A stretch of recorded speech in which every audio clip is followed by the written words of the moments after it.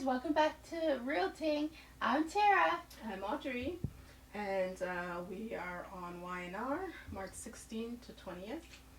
The weeks keep running by. Yes, time is passing. We sort of had spring weather, and now we have snow this morning. So. How horrible is that? Yesterday I was like, oh yay, it's so nice and warm. Let me walk outside. And today I'm like, oh, sweater. Yes, I'm sure most of you are feeling that too. Yes, definitely. Let's go. We'll start off with Kyle and Summer. So they have a do not disturb on their room. They're just bugging me with this romance. I know, it's just like they're really cute, but it's kind of sickening. Mm-hmm. But at the same time, you're like, yay, they're together, but how much heartbreak is attached to them? Like, you know, it kind of makes me feel uncomfortable watching them. I know, it's cringy, a little cringy. So cringy. But Kyle and Summer go to talk to Nick and Phyllis about their relationship. But the way that the way that they were gonna go talk to them, she's like in the bed with him, and he's like, oh, I could order room service, yada yada yada. And then she's like, well, actually, we're going out for dinner. And it's like, oh yeah, what kind of fun are we gonna do? It's like, oh, we're meeting up with my parents. And he's like, what? Oh, that doesn't sound like fun. Yes. But as the parents get together and they're talking to them about being a couple and so forth, it seems like Phyllis and Nick are talking about themselves. They are just going on at each other about themselves. They're bickering. That's what they're doing. They're bickering. Yes. They're going, oh, so our daughter loves me better, right? And then the Summer's sitting there like, I don't know what is going on. Going on with that? And Summer figures it out pretty quickly. Well, she and Kyle are like, are they sleeping together? Yeah, they're hooking up. They figured it out. They're hooking up. So yeah, and then they get back to the office and they're having a meeting. Theo is there, and of course Theo starts to lead in on poor Kyle again. Of course. And I low key think that like maybe there's some sort of like bromance, but not like I feel like Theo might be feeling Kyle or something. I never thought of that. Yeah. That's true. Because like he seems very jealous at all times about everything. Everything to do with Kyle, he gets under his skin. So yeah. That's interesting. But I'm pretty sure Y&R won't do that. Won't do that. But we'll see where that goes. Yeah. Well, they have Tessa and Mariah, that's true. So that's true. Who knows? We'll see what happens. So Jack walks in, and Kyle sort of straightens up and pretends that he's talking business and tries to snow Jack on what was going on. But Jack sees right through him, and after, Jack tells him that he's going to step away further, basically he won't be around because he's going to deal with his mom. And, they say, yeah, we'll work everything out. So Summer and Kyle leave, and Theo is there with Jack, and Jack's like, what is your problem? What is going on with you and Kyle? What is this? Like, I thought you guys were good friends. But I don't know what happened. Because that one incident, what is wrong with their relationship? I get it. That girl showed up. How long ago? But he's just too absorbed with. Yeah, with Kyle's life. Everything Kyle does. Kyle went to the bathroom. Well, I can go to the bathroom better than Kyle. Calm down. Ridiculous. Yeah. And Jack basically tells him to focus on his own life and leave Kyle alone. So they get back. They continue their meeting, and everyone leaves, and then Kyle runs into Summer at somewhere. She runs into him, and I think it was at Crimson Lights. Yes, she runs into him, and she Kyle warns and him. Summer?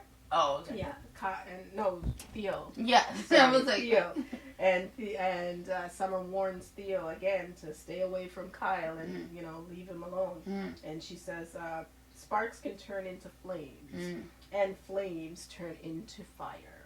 Ooh. She sounds familiar. Who does she sound like? She sounds just like Mommy Dearest. The apple doesn't fall too far from the tree. Not at all. So, and we know Summer is feisty. So Yeah, she'll lash back too. So, Theo, she's watching him. Kyle talks to his assistant Kendra, who he had mentioned that, he's on the verge of firing because he's not liking her. And but she seems quite irritated. Yeah, like she was sitting there, she was like, yeah, she had some attitude. Like, legit, like, her eyes were rolling all up in her head. She's like... Like, but then she goes out of the office, and Theo, of course, skittles up to her, and he's such an opportunist that he's like, ooh, like he's always watching. Like I swear, if he has one good eye, it's always on. It's always on Kyle. Everything is blurry, but Kyle's doing something. Okay. Yeah. So Theo invites her for drinks later. So. He is the snake that he is. And of course, Summer and Kyle continue the flirtatious stuff in the office.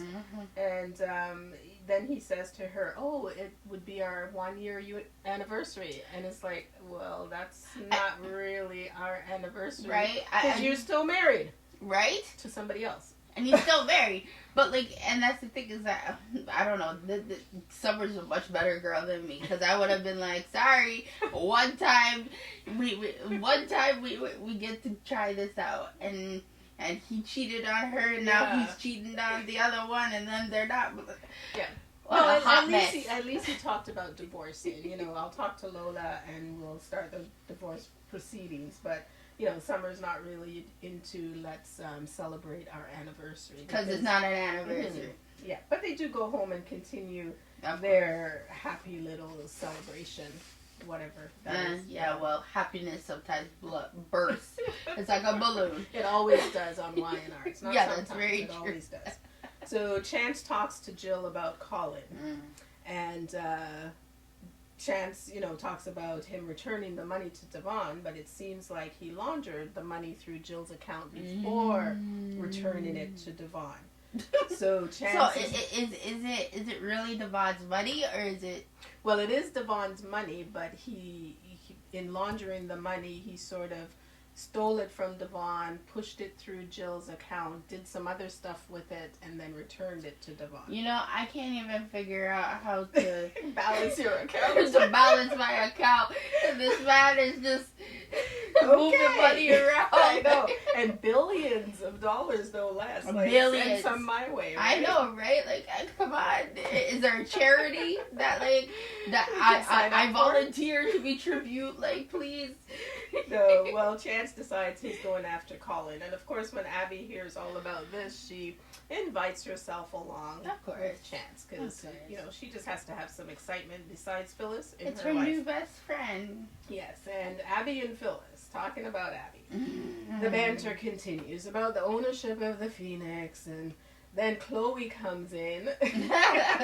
And, and gives her resignation to. Well, like it was so funny how that conversation happened, because it was like, oh, Chloe, hi, I've missed you so much. How are you doing? And she's like, here's my resignation. It's like, well, bye. Like, nobody liked you anyway. It's like, I know.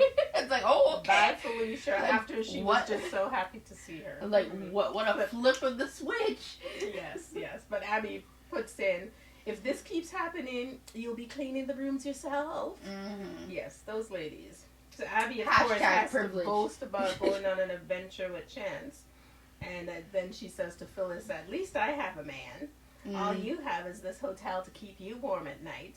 And then Phyllis is just about to tell her about Nick, but she manages to hold it in, which is surprising for Phyllis. Right.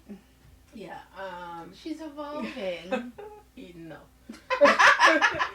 Abby shares news of selling the hotel to Lola. She tells Lola about using society as a template and wants Lola to continue working with her and be her partner.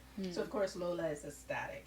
And they talk about their relationships, and Abby hopes to be with Chance and have excitement. And Lola just wants to take it slow with Theo. Good girl, because I don't know about no Theo. I tell you, these girls just have men coming left, right, and center. Like, wow. Yeah, but it's the same men over That's and very, over, so very you don't true. want to go there. No. Slim pickings. Very slim. Yes. How many people are in the are in Genoa City? Not I very think many. Like 10. So like, and that are in the same age group. So like, just keeps getting filtered. Yeah, recycle. So Amanda and Nate talk about being unable to find Jared, that young guy that his grandfather passed away. She insists on finding him. She talks about her time in the system, and that's what led her to become a lawyer. So Nate holds her hand in that time, and they have a close eye contact, and they're sharing all these details, and it's like, oh, let's see. But then Amanda admits to Phyllis later that, she's not really interested in anything right now anyways. She said that he knows where I am, and he can come and get me if he wants. And then boom, the man shows up. And I'm like, and eyes, Phyllis is like, ooh. But then Nate is just there to tell her that Jared has been arrested. The poor baby. So, what's he up to? So Nick, Victor, and Nikki talk business. Victor's concerned about Nick because he's still doing his non-profit stuff. And Victor, he can't share. He wants Nick to be focused totally on Newman. Don't be looking anywhere. And then Adam shows up. And as soon as he comes in, Nikki's like, okay, wait. You have to promise you're not going to upset anyone here before you even continue. So I don't blame Mama Bear. It's like, you can only stay if you're going to have a decent conversation. He agrees, saying he's there for something more important. Yeah. And Nick, of course, is like, well, I don't need to hear this. Well, and what is that? Well, he left because he's like, whatever is important to Adam is not going to be important to me. So he leaves, and that was when he met up with Phyllis, Kyle, and Summer. And he had that banter with Phyllis, and then I think they went off. And well, he eventually apologized to her because he was really being some cheap shots the two of them were having. But then he goes back to his office, and Jill pops in to talk to him about Dark Horse. Yes. Because he still owns the building that Dark Horse is in, because Adam stole it from him, long story. And but Adam shut down that company, but Nick owns the building. And she wants to use that for Chancellor, which would be Lily and Billy. Lily. Yes, if she could use it for that. And then he said he'd think about it. And Nick sees Chelsea at Society as he's there doing some work at his table. And as soon as he sees her, he sort of covers up all his paper. And she's like, oh. Right? But, like, it's interesting how much hatred these two have for one another, considering... Well, it's resentment. I wouldn't say hatred, because they might loop around again. I know, but, like, it feels like Chelsea's very loyal to the person that she's with, and then everybody else is trash, and then it's like, oh, well, I care about him, but go away, but I care about you, but go away. Like, it's like... Well, that's what Nick says to her. Nick says, you see how warped and twisted Adam is, and for some reason, it doesn't faze you. Because birds of a feather. What do? They flock together. She is very twisted, yes. So talking of them, Adam and Chelsea, they're talking about Alyssa, which is from the farm. Yeah, the previous his friend. Yeah. And Adam decides to visit Victor. That's when he was there, and talks about the farm being run down. And Victor says, "Yeah, I'll take care of it. Don't worry about it." But then Adam asks sheepishly, and says, "Oh, like." Do you know about, do you know Alyssa, or Alyssa's family? Yeah, do you know Alyssa's family? And Victor's like, what you talking about, Willis? Yes. And then it's like... he claims he has no memory of exactly. that. Yeah. But Adam, of course, doesn't believe him. He intends to dig further to figure out what's going on. And they again review the possibilities that Victor is caught up in what happened to his stepfather and that guy. And they could decide to contact Alyssa and invite her to Genoa City. Oh, how The plot convenient. thickens. Right? Yes. So Alyssa shows up very quickly. Very quickly. I didn't know wherever they live, and Is Kansas it a hop, are skip, very and a jump away? Exactly. It's just like, woo! Here we are. And she comes in, and Adam is there by himself because Chelsea's gone off chit chatting with Chloe and everybody else. Mm-hmm. And he talks to her about it, and then brings up because she thought that she was there for some little crime that he wants her to investigate as a reporter. Okay. But then he starts talking about her father's death and so forth, and then she thought he was accusing her father of killing his stepfather or hurting his stepfather, and she got very angry and wouldn't hear anymore and took off. So she goes into society, of course, because they're very limited places. It's either Crimson Lights Society or the Grand Phoenix now. Yes, because yeah, they sort of forget rooftop and everything else. Well, the clubhouse, it's winter time, remember? Oh, yes, so they can't. So like the rooftop, it's closed because it's winter time. But at the same time, when Victor was having his party, that's where it was, at the rooftop. So that doesn't make any sense. I don't understand. I tell you. Genoa City. Genoa City. The magic. So she runs into Chelsea at Society, and Chelsea starts talking about Adam. Oh, I'm sorry, Adam probably upset you by bringing up the conversation, and but did he tell you about Victor? Did he tell you? And then she drops everything, so the poor girl is just overwhelmed because basically you've just told her that Victor possibly might have had murdered my father killed her father. Yeah, and so she thought it was just an accident. So then Chelsea's, oh, I'm sorry, I didn't mean to tell you all of this. I thought Adam would tell you, and oh, I gotta go. Bye, bye, bye. And she leaves Alyssa, who's sitting there like, what? And then come to find out that it was all a setup between the both of them, Adam and Chelsea. So Adam was there to just piss her off, and then Chelsea filled in all the gaps. Filled in all the gaps. So it was all a bait job for poor Alyssa. Alyssa. Seriously, like the poor girl, there's no such thing as transparency. And then Chelsea has the nerve to pat herself on the back as she says, she really thought I was so sincere. Yeah, you're a bitch. So then we go back to where we see Alyssa looking up online all the stuff to do with Victor Newman now. So they have worked this plan to get Alyssa to investigate Victor rather than them doing it. So if anything comes up, it's going to be Alyssa that gets thrown under the bus and not them. That's very smart of them, though. That's very, very smart. But that's Adam. He comes up with the best things, so that's fantastic.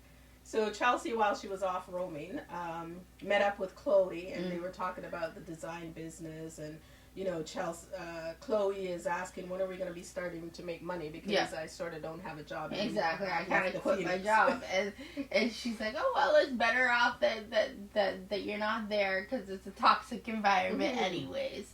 But then she starts talking on and on about her and Adam and how wonderful Adam is. And she's like, and Chloe's like, yeah, Chloe's just like, well, if he makes you happy, he sounds almost like Miss Prince Charming. Right. And she's just like, whatever.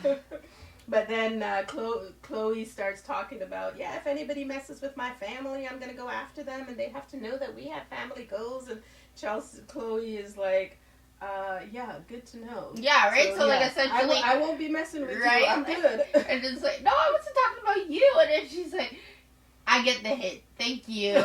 Like, I am not trying to step on nobody's toes or nothing. I'm gonna just, listen to you praise Adam and I'm not say anything not saying things, because obviously I'm on your target list if I don't agree with you. Yes. So then we move on to Tessa, who's rehearsing, and she can't focus, she can't concentrate, because she's still upset about Mariah. But then Tanner comes in, and he's trying to convince her that she should give Mariah another chance to apologize. And she's like, all no, depressed, Yeah. And he asks her if she can't get past the cheating, and she says no. And then Tanner goes off and he calls Mariah and tells her, if you want a last opportunity, you better get here to talk to Tessa. Sounds like a lot of work. A lot of work. Relationships are work.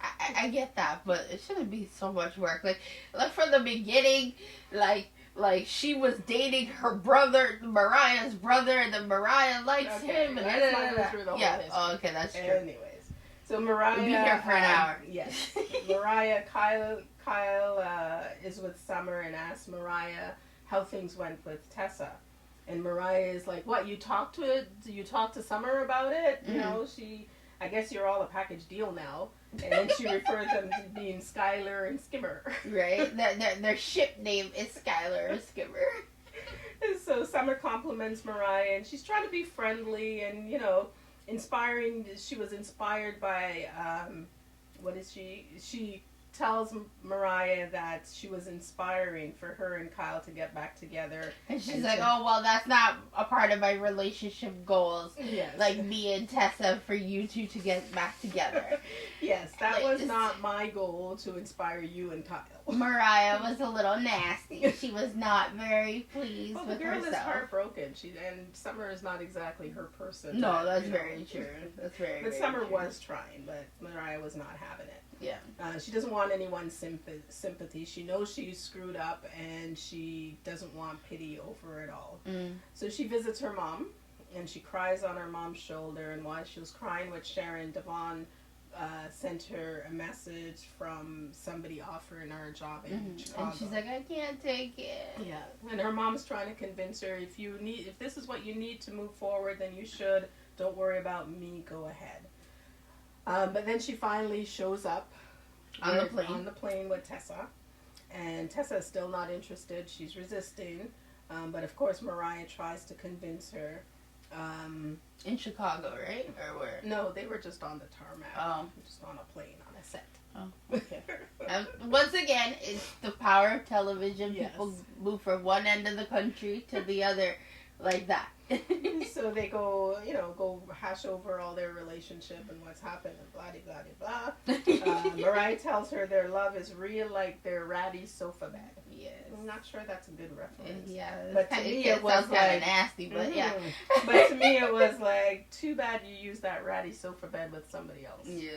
But that was the line it's a good old Lysol and...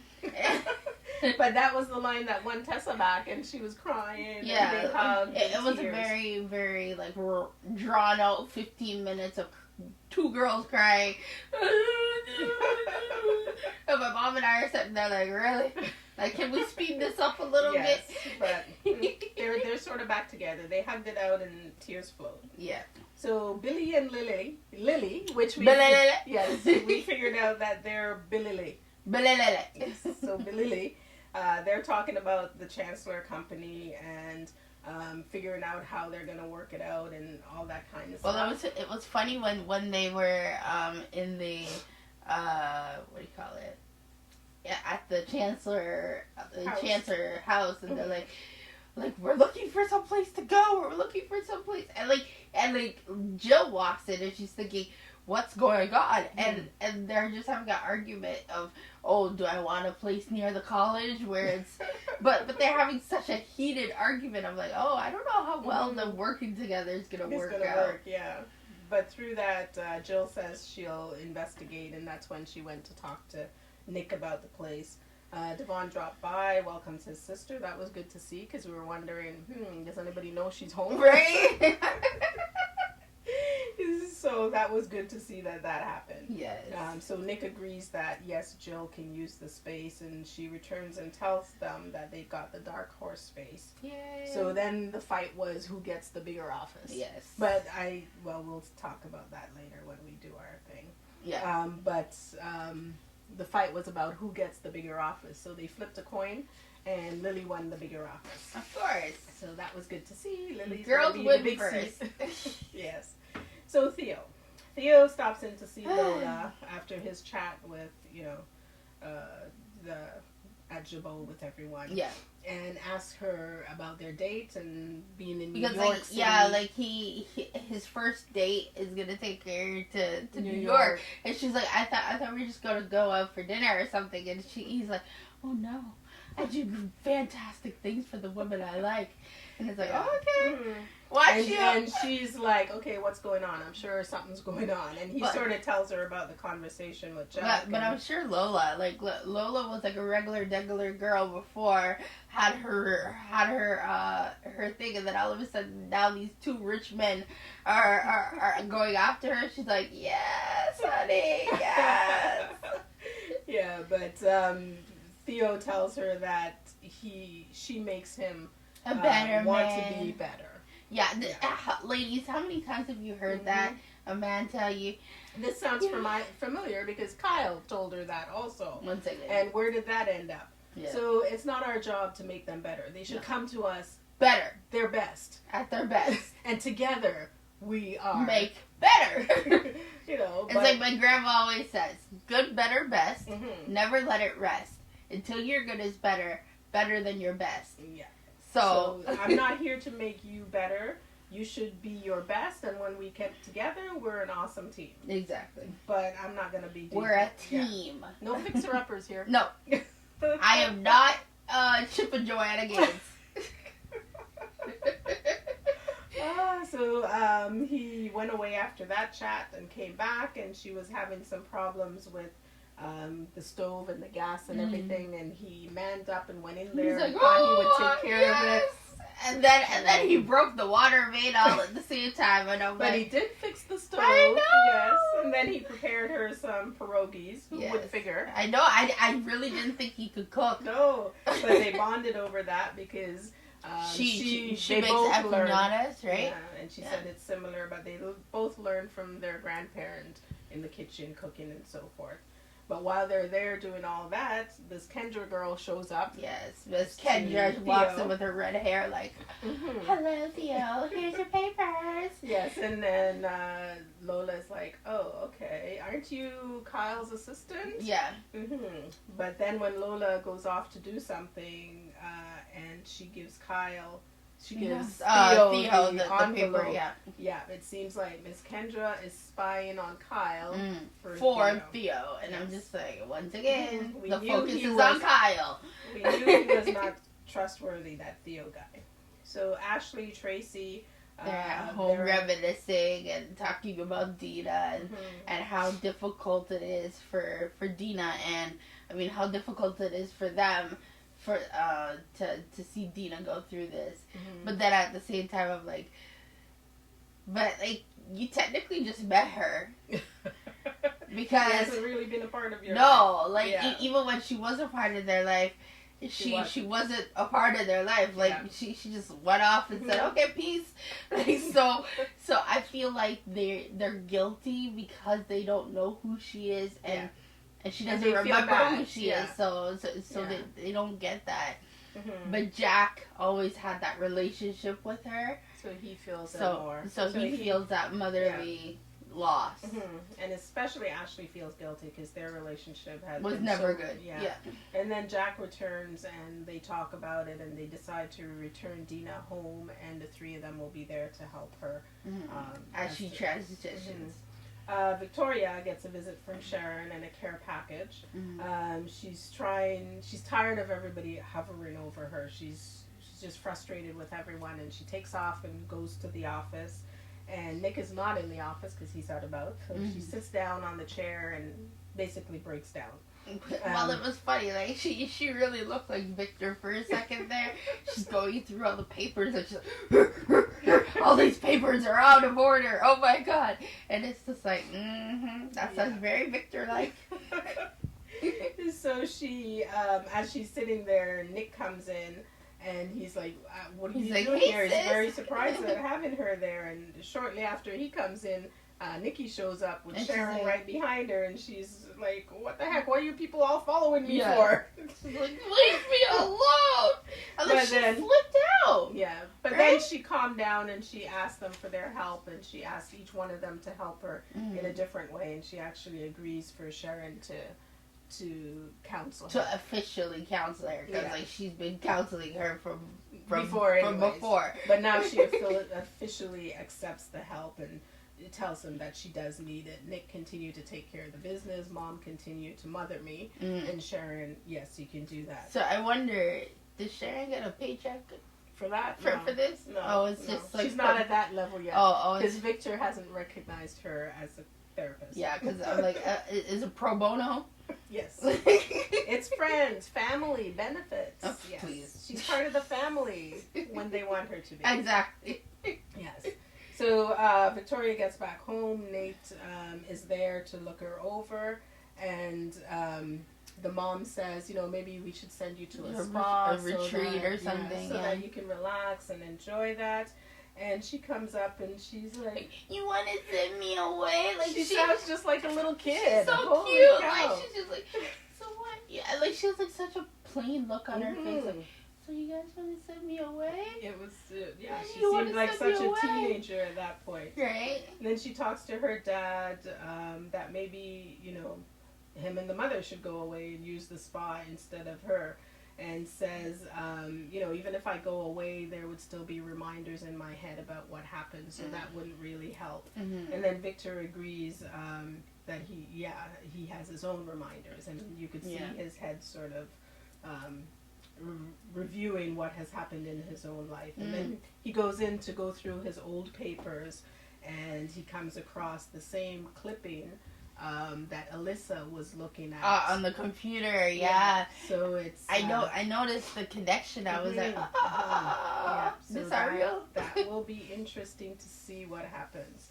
So I'm just going to go back and we can look at a couple of our highlights. What did you say they were now? Quotes or I don't know. Yeah. So anyways, one-liners. That's what it was. Yes, our one-liners. So we have Tessa saying to Mariah, "Shouldn't have put you on a pedestal because you're just as mediocre as everybody else." And I'm like, "Excuse you." I know. I was like, "That was rude." Angry. She was angry. And we had Billy saying to Lily when they were fussing, "So you think I'm all sizzle and no steak?" That was cute. It's like a fajita. Yeah, he gets all ramped up for things, but he doesn't have any follow through. That's what true. She was saying. And we have Lily again. Lily and Billy when they got to the Dark Horse building. And Billy says, "We have to sage this place to get rid of Adam and Phyllis." I love that one. I love that one. Well, thank you very much for watching. So please like, subscribe, and comment. And for now, be safe, kind and loving. Bye.